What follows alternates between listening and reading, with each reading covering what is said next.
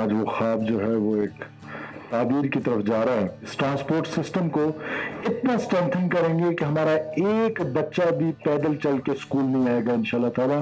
With in 2 to 3 years اللہ تعالیٰ نے اگر موقع دیا تو بلوچستان کا ہر بچہ 10 میں جو ہے وہ اسکول آئے گا.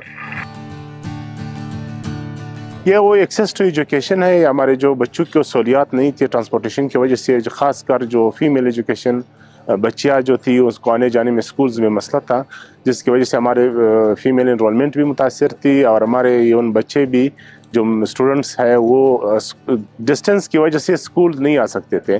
اب ان کے لیے ایک بہت بہترین انیشیٹو ہے، ان کو ایک ٹرانسپورٹ کی سہولت مل جائے گی، اور ہمارے جو ماڈل اسکولز میں دور دراز گاؤں کے جو بچے ہیں وہ انرول ہوں گے، اور ہمارے کوئی بچہ ہمارا کسی گاؤں میں بھی تعلیم حاصل کے بغیر نہیں رہے گا.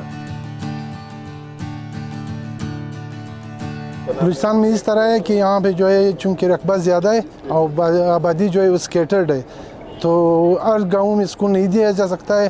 لہٰذا یہ بس ٹرانسپورٹ وغیرہ جو دی گئی ہے جہاں پہ سینٹرل کوئی اسکول ہو، یہ چونکہ سرکار کی طرف سے مفت ٹرانسپورٹ ہے، تو اس حوالے سے جو ہے اسکول کی انرولمنٹ بڑھے گی، اور اس طرح جو ہے بچوں کے لیے بھی آسانی ہوگی.